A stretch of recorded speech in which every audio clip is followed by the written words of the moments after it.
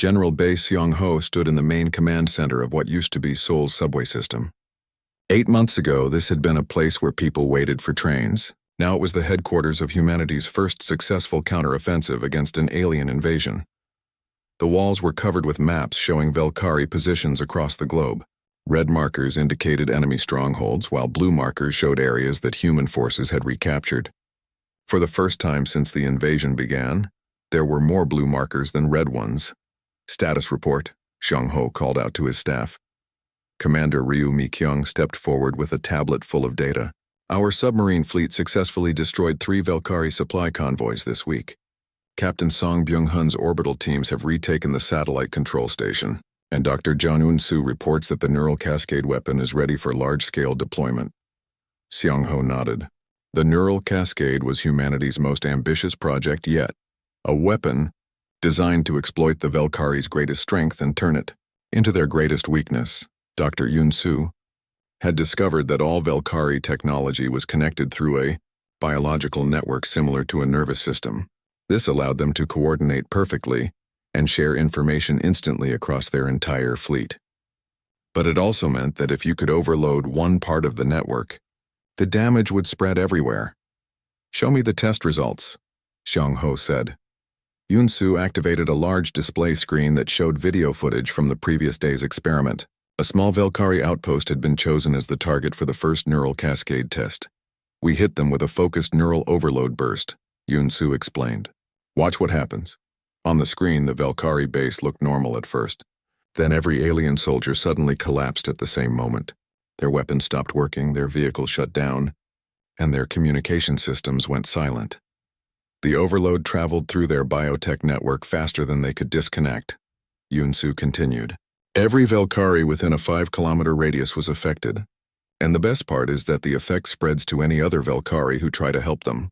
Intelligence officer Moon Jae-young had been monitoring Valkyrie communications during the test. "Their command structure went into complete chaos," she reported. "They had no idea what hit them, and they couldn't coordinate a response because their network was compromised."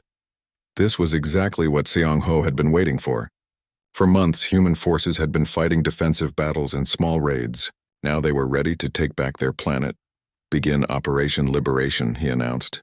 "All teams execute Phase 1. Across Earth, human resistance groups launched coordinated attacks against Valkyrie positions. But these weren't the desperate raids of the early months. These were carefully planned military operations using weapons and tactics the aliens had never seen before.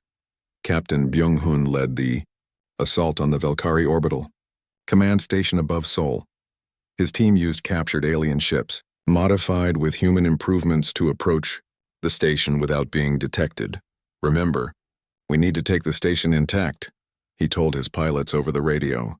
"The information in their computers could tell us about other invasions and how to contact the other conquered worlds." The attack began with a neural cascade burst aimed at the station's central command center. Instantly, every Valkyrie on the station was paralyzed as their biotech systems overloaded. Byung-hun's teams boarded the station and found the aliens helpless, their advanced weapons useless without their biological interfaces. "Target secured," Byung-hun reported. "No human casualties. All Valkyrie personnel captured." Similar scenes played out around the globe. Sergeant Kang Subin's ground forces retook the processing centers in Seoul, freeing thousands of human prisoners.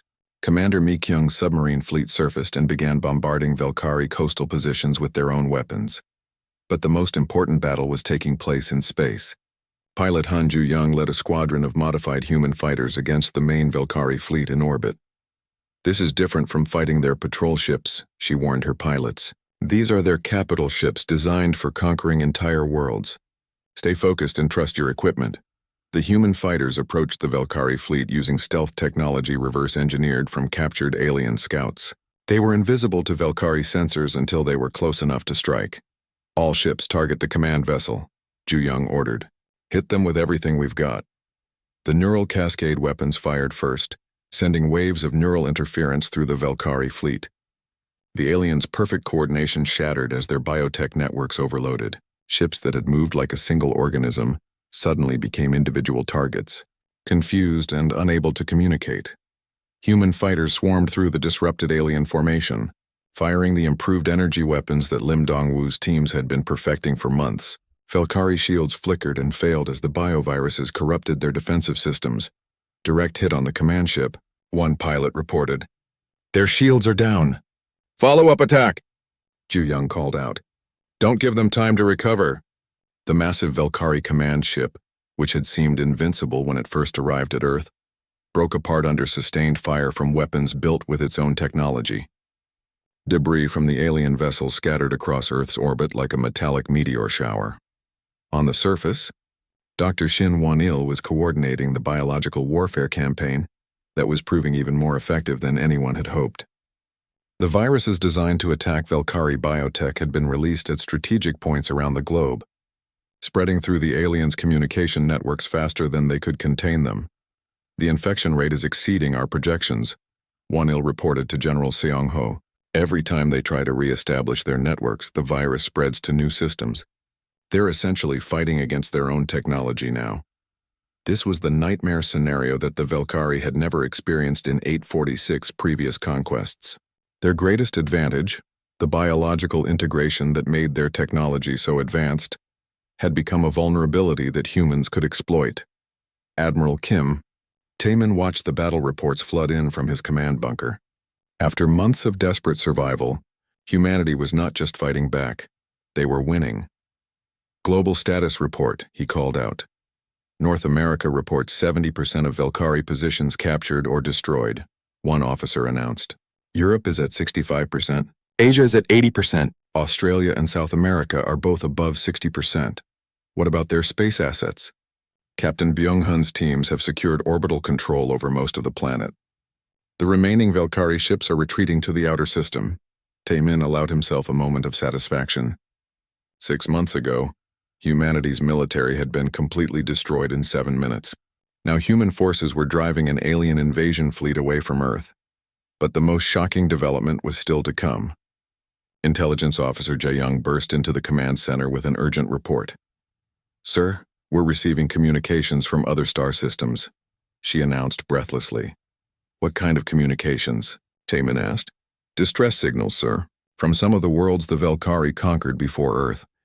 Apparently our attacks here have disrupted Valkyrie operations across multiple systems. Other species are starting to rebel. The implications were staggering. The neural cascade weapons hadn't just affected the Valkyrie on Earth, they had sent feedback through the aliens' galaxy-spanning communication network. Suddenly, species that had been enslaved for decades were finding their Valkyrie overseers weakened and confused. How many worlds are we talking about? Seong-ho asked. At least a dozen so far, sir, and the number is growing. It seems like our resistance has inspired other species to fight back. For the first time in their long history of conquest, the Valkyrie Empire was facing simultaneous rebellions across multiple systems. The species that had dominated the galaxy through superior technology and perfect coordination was discovering what happened when that coordination broke. Down General Seong-ho looked around the command center at his officers and staff. 8 months ago, they had been hiding in subway tunnels, barely surviving. Now they were leading a galactic rebellion against the most powerful empire in known space. Send a message to all human forces, he announced. Phase 1 is complete. Begin Phase 2. We're taking this fight to them. The hunters had become the hunted, and now humanity was ready to become the liberators. The Valkyrie had made one critical mistake in choosing Earth as their 847th target. They had assumed humans would be like all their previous victims, quick to surrender once their military was defeated. Instead, they had awakened a species that turned their own weapons against them, inspired rebellion across the galaxy, and refused to accept defeat even in the face of impossible odds. The harvest of Earth had become the beginning of the end for the Valkyrie Empire. 3 months had passed since the aliens arrived. Dr. Park So-young crouched in the darkness of an abandoned subway tunnel, listening to the sounds of the city above. Seoul was no longer a place for humans. The aliens patrolled the streets day and night searching for survivors.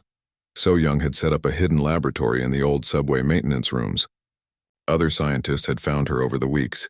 Dr. Yoon Hae-jin, who used to work on satellite technology, and Nam Ye-jin, a quantum physicist from the university. Together, they studied every piece of alien technology they could find. The signal patterns are becoming clearer, Hae-jin said. adjusting the captured alien communication device. I think I'm starting to understand their language. Colonel Choi Min-ho emerged from the tunnel entrance, his clothes dirty and torn. He led one of the largest groups of survivors in the city, former soldiers, police officers, and anyone willing to fight back. His people had been conducting raids against alien patrols, learning their tactics. What did you find out there? So Young asked. Min-ho's face was grim. They're building something in the city center. Large structures like processing plants, and they're bringing more humans there every day. Processing plants for what? Yejin asked, though she feared the answer. We need to get closer and find out, Min-ho said. But first tell me what you've learned about these creatures. So Young activated a small screen that showed alien text and symbols. We call them the Velkari now, based on what we've heard in their communications. They're not just invaders, they're harvesters. She brought up another display showing star charts. Heijin managed to decode some of their navigation data. Earth is marked as target 847. The room fell silent. The meaning was clear.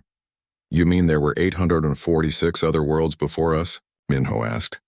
That's exactly what it means, Heijin said. And according to their records, every single one of those worlds is now empty. No life, no civilization, nothing. Yejin studied the data with growing horror. How long did it take them to process each world? The average is 6 months, So Young replied. The longest any species held out was 8 months. Most were finished in 4. Min-ho slammed his fist against the wall. So we're just another job to them. They've done this hundreds of times before. It gets worse, Heijin said quietly. I intercepted a communication yesterday. The Velkari aren't just one species, they're an empire. They have thousands of worlds under their control. Millions of ships. What we fought was just a small harvesting fleet. Deep beneath the city, in an old military bunker, Admiral Kim Taemin was having similar conversations with his remaining officers. The global communication network was destroyed, but they had managed to establish contact with survivor groups around the world. London reports the same pattern, an officer said. The aliens are building processing centers in every major city. Moscow estimates they're taking about 10,000 humans per day. Taemin looked at the world map on his screen. Red dots marked known Velkari positions. There were hundreds of them. What about resistance efforts? He asked. Mixed results, sir. The Chinese managed to destroy one alien patrol, but they lost 50 fighters doing it. The Americans tried to nuke a processing center, but the aliens shot down the missile before it could reach the target. So conventional weapons are still useless, Taemin said. Yes, sir. But there's something else. Captain Daeho's team in Busan captured a wounded Velkari soldier. Taemin's eyes widened. They took a prisoner? Yes, sir. Sergeant Kang Subin led the operation. They're bringing the alien here for interrogation. Sergeant Subin had spent her career in special forces, but nothing had prepared her for hunting aliens. Her team of 12 soldiers had been studying Velkari patrol patterns for weeks, looking for any weakness. They found it in the aliens' overconfidence. The Velkari moved through human territory like they owned it, which they basically did, but that made them predictable. Subin's team ambushed a Velkari patrol in the ruins of a shopping district. They used explosives to collapse a building on top of the aliens, then attacked with salvaged weapons from destroyed military bases. Most of the Velkari died in the attack, but one was badly injured and couldn't escape. Subin's team dragged it back to their base, carefully avoiding other patrols. The captured Velkari was tall and pale, with 4 arms and glowing red eyes. Its armor seemed to be fused with its skin, and it smelled like metal and chemicals. Even wounded, it looked at the humans with obvious contempt. Dr. So Young was called in to help with the interrogation. She had learned enough of the Velkari language to communicate basic concepts. Why are you here? She asked in broken Velkari speech. The alien's response was long and full of words she didn't understand, but Heijin was recording everything for later analysis. It says Earth is marked for harvest, Heijin translated later. The Velkari Empire needs resources, metal, water, and organic material. Organic material meaning us, Min-ho said. Yes, but it also said something else. The Velkari have never encountered a species that fights back after the initial defeat. Most civilizations surrender once their military is destroyed. Subin leaned forward. What do you mean? According to the prisoner, every other species the Velkari conquered accepted their fate once it became clear they couldn't win. Humans are the first to keep fighting after losing the space battle. This was news that changed everything. Taemin called an emergency meeting of all survivor group leaders who could be reached. If we're different from their other victims, that means they don't know how to handle us, he said over the radio network. They're following their standard procedure, but their standard procedure assumes we'll surrender. Captain Daeho, calling in from his position in Busan, had more information. My team has been watching the processing centers. The Valkyrie are working slower than they should be. They keep having to deal with rescue attempts and sabotage. So we're slowing them down, Minho said. Exactly. And every day we delay them is a day we can learn more about their technology and tactics. Dr. Yejin had been studying the Valkyrie weapons and equipment they had captured. I'm starting to understand how their technology works, she said. It's not just advanced, it's partially biological. Their tools and weapons are alive in some way. Can we use that against them? Taemin asked. Maybe. If their technology is biological, it might be vulnerable to biological attacks. Viruses, bacteria, toxins, things that would affect living tissue. The meeting continued for hours as survivor groups shared intelligence and planned coordination. Slowly, a picture emerged of humanity's situation. The Valkyrie were incredibly advanced and had overwhelming numbers, but they were also following a standard procedure based on conquering species that gave up easily. They weren't prepared for sustained resistance from a defeated enemy. More importantly, the Valkyrie had made a crucial mistake. They assumed that destroying humanity's military meant destroying humanity's ability to fight. They had never encountered a species where every individual could become a soldier. We need to change our strategy, Taemin announced. We're not trying to win battles anymore. We're trying to learn, adapt, and survive long enough to find their weaknesses. Colonel Minho smiled grimly. So instead of fighting like soldiers, we fight like humans. What do you mean? Subin asked. I mean, we do what humans have always done when faced with a stronger enemy. We adapt, we improvise, and we refuse to quit. The Valkyrie had conquered 846 worlds, but they had never conquered a world full of humans. They were about to learn the difference. As the meeting ended and the survivor groups returned to their hiding places, one thing was clear. The harvest of Earth was not going according to plan. For the first time in their long history of conquest, the Valkyrie were encountering unexpected resistance. They had made the mistake of thinking that defeating humanity's armies meant defeating humanity itself. But humans, as they were about to discover, were much more dangerous when they had nothing left to lose. Engineer Lim Dongwoo had always been good with machines, but he never thought he would be trying to rebuild alien technology in a flooded subway tunnel. 6 months after the invasion, his workshop was a strange mix of human tools and Valkyrie equipment that Sergeant Kang Subin's teams had captured during their raids. Hand me that power cell, he said to his assistant, pointing at a glowing device that hummed with alien energy. Dr. Nam Yejin had finally cracked the basic principles of Valkyrie technology. Their devices used something like electricity, but it flowed through living tissue instead of metal wires. Every Valkyrie tool was part machine, part creature. The key is the biointerfaces, Yejin explained to the group of engineers and scientists gathered around Dongwoo's workbench.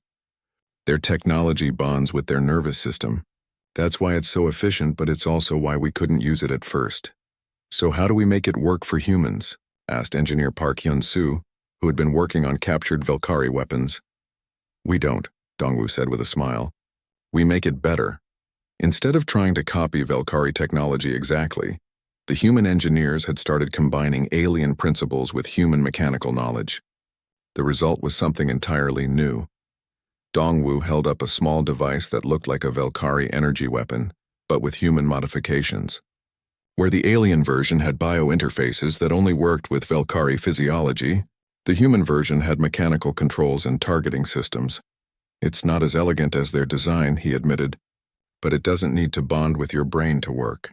And we added some improvements they never thought of. Commander Ryu Mi-kyung had been listening from the entrance to the workshop. As a former naval officer, she had been leading the submarine-based resistance from the underwater bases that the Valkyrie hadn't discovered yet. What kind of improvements? She asked. Dongwoo activated the weapon and pointed it at a metal plate. The energy beam that shot out was brighter and more focused than anything the Valkyrie used. Human engineering, he said proudly. We took their bioenergy system and added our own power amplifiers and cooling systems. Their weapons overheat after extended use because they rely on the biological components to regulate temperature, Ours don't have that limitation, Mi-kyung smiled. How many can you make? With the materials Subin's teams have been bringing in, maybe 50 per week. But that's not the best part.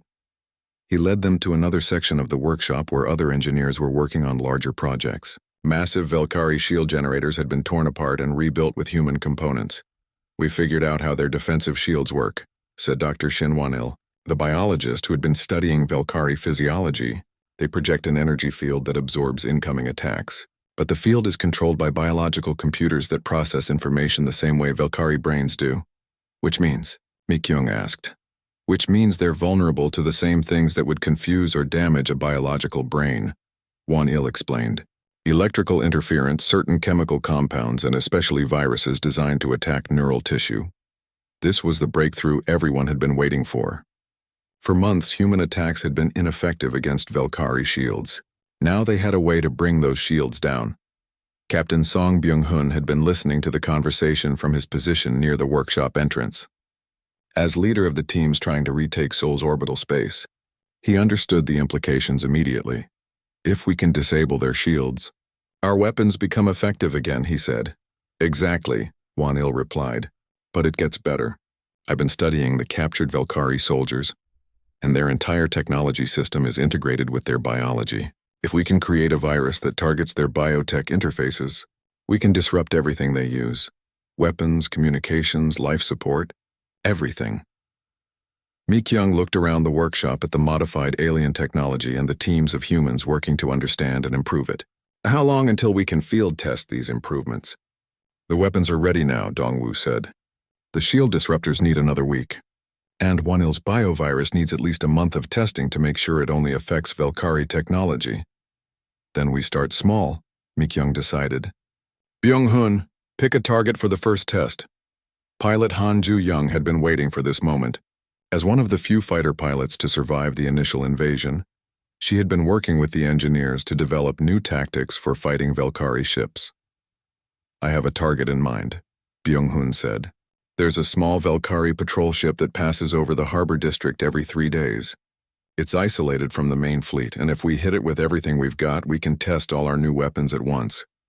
The plan was simple, but dangerous. Subin's ground teams would attack Valkyrie positions around the harbor to draw attention away from the sky. Meanwhile, Ju-young would take a modified human fighter equipped with the new weapons and try to bring down the patrol ship.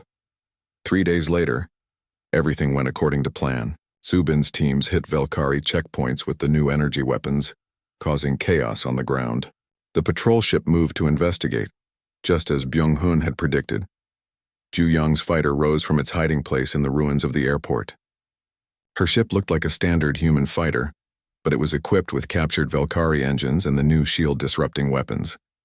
Target acquired, she reported over the radio. Valkyrie patrol ship, distance 2 kilometers. The alien ship detected her immediately and fired. Purple energy beams lanced toward Ju-young's fighter, but she was ready.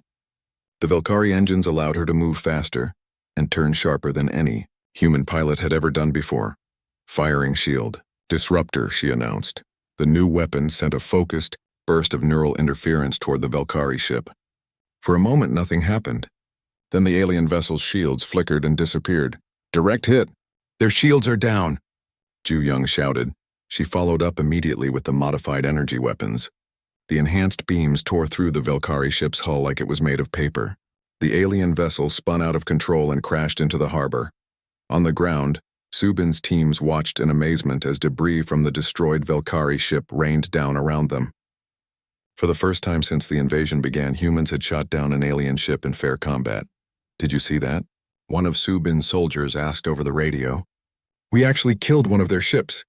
The success of the harbor attack marked a turning point in the resistance.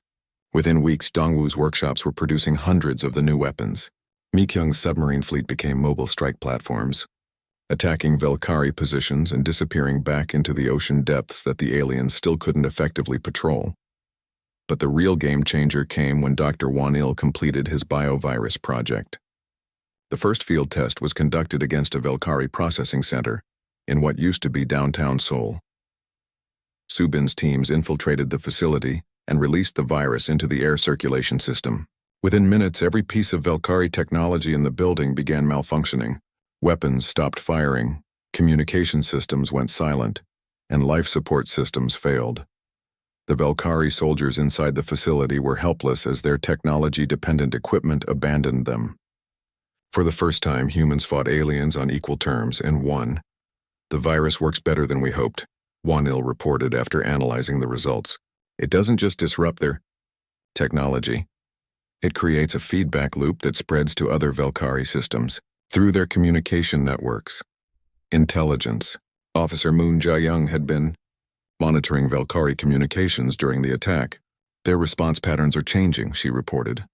"They're starting to act confused, uncertain. I think we're the first species to successfully attack their biotechnology." Admiral Kim Tae-min received reports of the successful attacks from his underground command center. For the first time in months, he allowed himself to feel hope. "How are our losses?" he asked his staff. "Surprisingly light, sir. The new weapons are allowing our teams to fight effectively while minimizing casualties. And the Velkari seem to be making tactical errors." "What kind of errors?"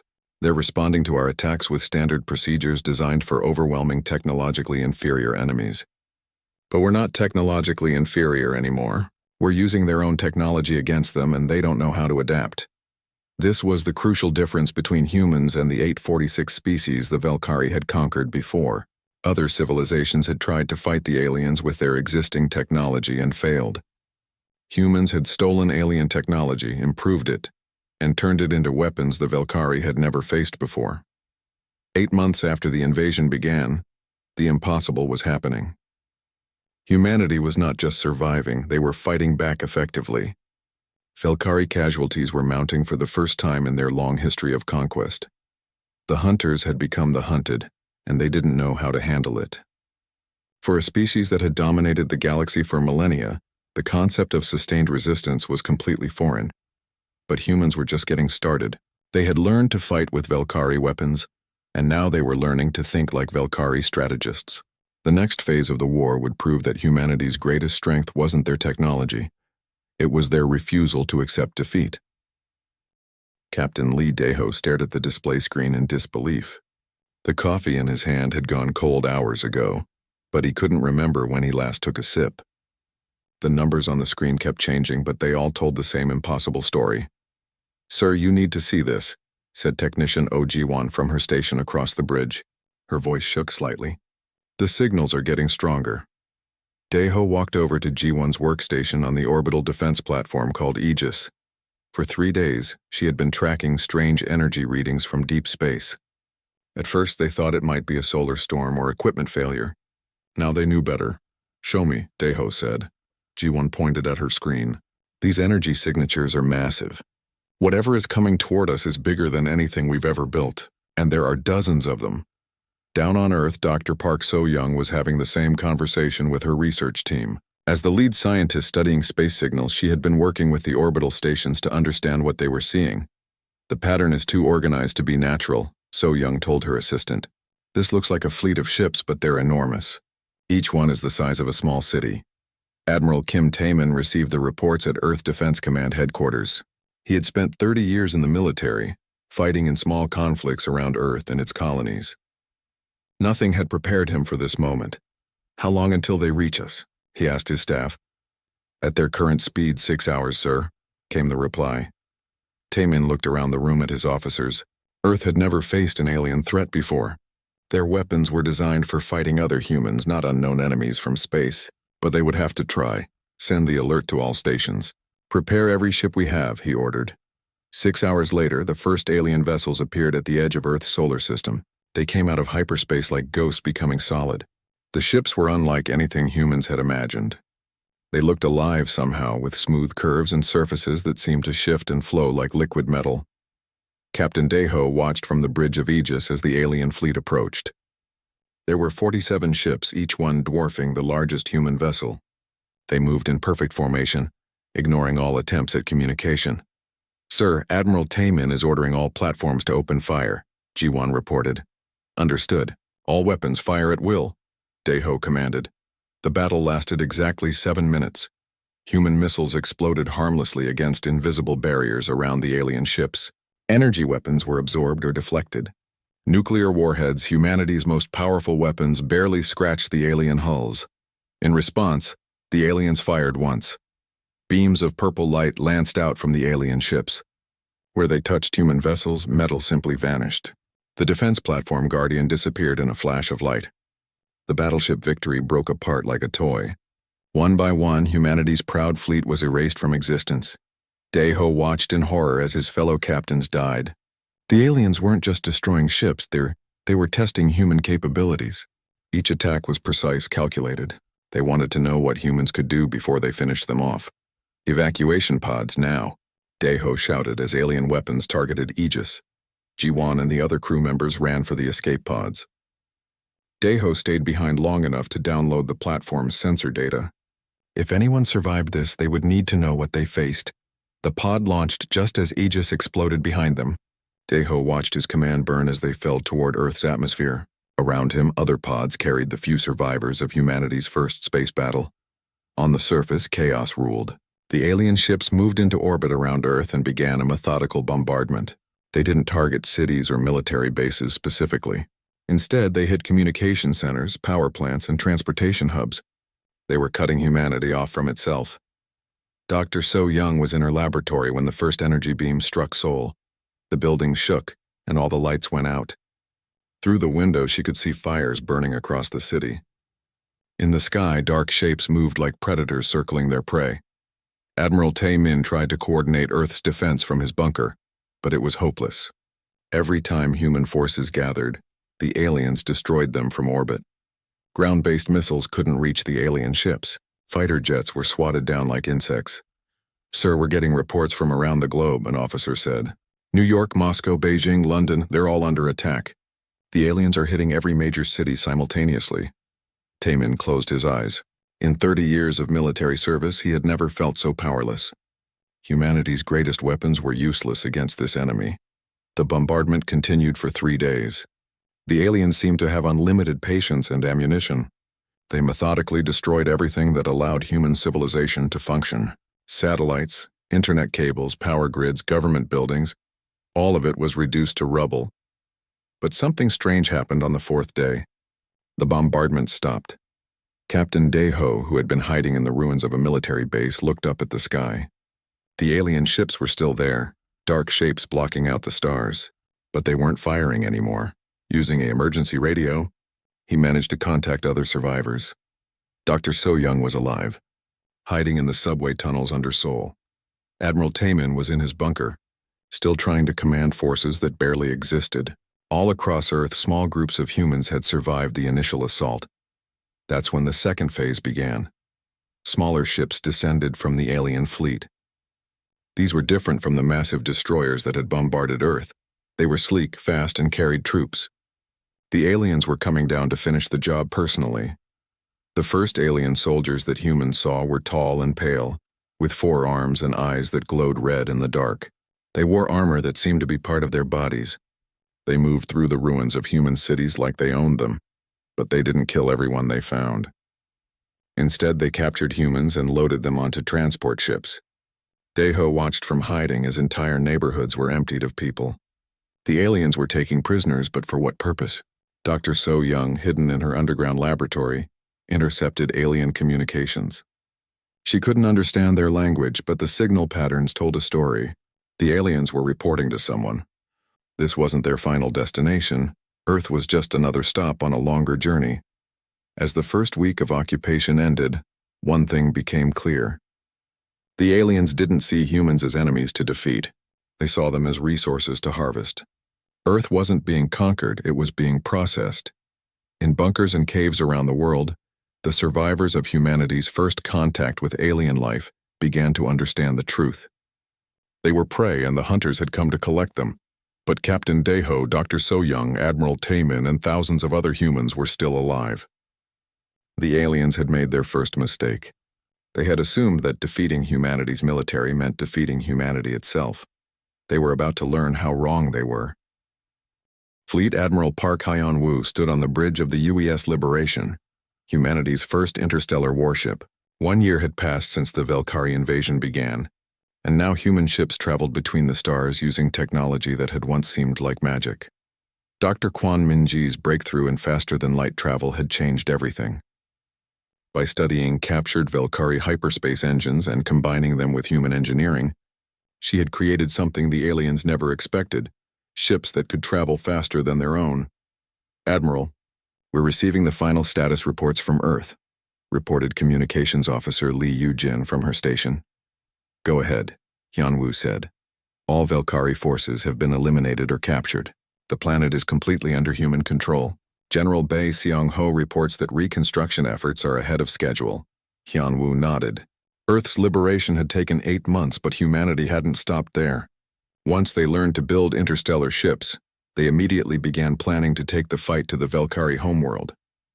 "What's our fleet status?" he asked. Captain Jung Hwan-suk, commander of the flagship Retribution, stepped forward. "We have 47 ships ready for the final assault, sir. Each one is equipped with neural cascade weapons and the latest biovirus systems. Our crews are a mix of human pilots and volunteer fighters from the liberated worlds. The Liberation Fleet was unlike anything the galaxy had ever seen. Instead of conquering worlds for resources, humans had been liberating them and asking for volunteers. Species that had been enslaved by the Velkari for centuries were eager to join the fight against their former masters. "Ambassador Yu-jin, what's the latest from the Liberation Coalition?" Hyun-woo asked. Ambassador Li Yu-jin had spent months traveling between star systems, coordinating with the species that had joined humanity's rebellion. Her work had created the first multi-species alliance in galactic history, based on cooperation instead of conquest. 63 worlds have joined the coalition, sir," she reported. "The Krellian Republic is contributing their stealth technology. The Zephyrian clans are sharing their shield harmonics, and the Taldore Collective has provided biological weapons specifically designed to target Velkari physiology." This was what made humanity different from every other species the Velkari had encountered. Instead of fighting alone, humans had turned their resistance into a galaxy-wide movement. The aliens who had conquered through fear and isolation now faced an alliance united by hope and shared purpose. "Time to target?" Hyun-woo asked. 6 hours until we reach the Velkari homeworld, sir," reported navigator Kim Dong-hyun from his station. The bridge fell silent as everyone contemplated what they were about to do. In 1 year, humanity had gone from a barely spacefaring species to the leaders of a galactic liberation force. Now they were about to face the Velkari Empire at its center of power. Dr. Shin Won-il, now serving as the fleet's biological warfare specialist, had spent months preparing for this moment. "The viruses are ready, sir," he reported. "We've created strains specifically targeting every type of Velkari biotechnology we've encountered. Once we release them into their homeworld's atmosphere, their entire technological infrastructure will be compromised." Engineer Lim Dongwoo, who had become the fleet's chief weapons designer, added his own report. "All ships are equipped with the Mark 7 neural cascade weapons. These are 100 times more powerful than what we used at Earth. They should be able to disrupt Velkari networks across an entire planet." Intelligence Officer Moon Ja-young had been analyzing Velkari communications intercepts for weeks. "Their command structure is already weakened, sir. The simultaneous rebellions across their empire have created chaos in their leadership. They're pulling ships back from occupied worlds to defend their homeworld, but it's too late. Most of their fleet is scattered across the galaxy trying to suppress rebellions." This was the consequence of the Velkari's own success. For millennia they had conquered so many worlds that their forces were spread thin across thousands of systems. When humanity inspired galaxy-wide rebellions, the Velkari didn't have enough ships to fight everywhere at once. "Sir, we're detecting the edge of the Velkari home system," Sensor Operator Park Soo-jin announced. "Put it on screen," Hyun-woo ordered. The main display showed a star system unlike anything the human crews had seen before. Massive artificial structures orbited the central star, harvesting its energy. Planets had been converted into industrial complexes the size of continents. This was the heart of an empire that had dominated the galaxy for thousands of years. "Scanning for defensive positions," reported Tactical Officer Choi Young-ho. "Sir, they have a lot of ships," Young-ho said after a moment. "I'm reading over 300 Velkari vessels in defensive positions around their homeworld." Captain Hwan-suk smiled grimly. "Still outnumbered just like at Earth. Some things never change." But Admiral Hyun-woo wasn't worried. The Liberation Fleet had advantages that the original Earth defenders never had: superior technology, experienced crews, and allies throughout the galaxy. "Signal the fleet," he announced. "Begin the assault." The battle for the Velkari homeworld began with a coordinated neural cascade attack from all 47 human ships. The weapons fired simultaneously, sending waves of neural interference through the massive Velkari defense network. The effect was immediate and devastating. Ships that had moved in perfect formation suddenly lost coordination as their biotech networks overloaded. Defensive platforms went silent as their biological computers crashed. The Velkari's greatest strength became their greatest weakness in a single moment. "Direct hits across the entire defensive grid," reported Young Ho. "Enemy coordination is completely disrupted. All ships, advance to Phase 2, Yanwu ordered. The Liberation fleet moved forward, firing the improved energy weapons that human engineers had been perfecting for months. But this time they weren't alone. Ships from dozens of liberated species joined the attack, each contributing their own technologies and tactics. Dr. Wanil released the bioviruses into the planet's atmosphere using specially designed delivery pods. Within minutes, every piece of Velkari technology on the surface began malfunctioning as the viruses spread through their biological networks.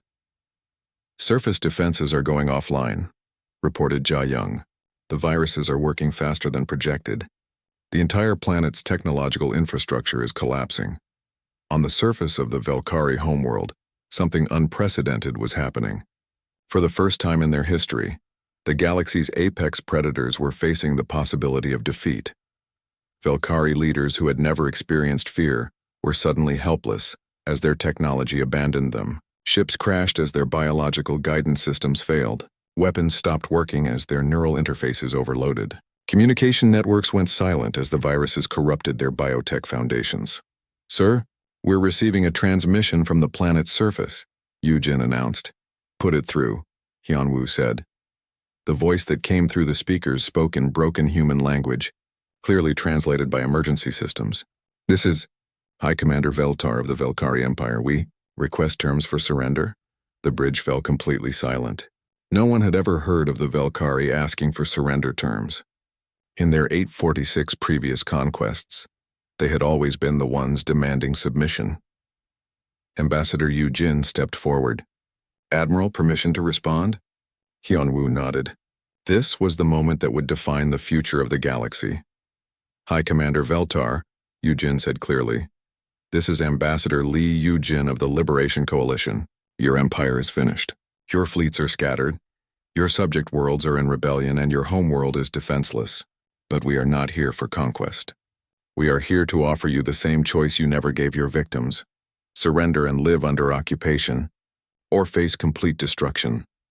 The silence stretched for long minutes as the Velkari leadership considered options they had never had to face before. "We accept your terms," came the eventual reply.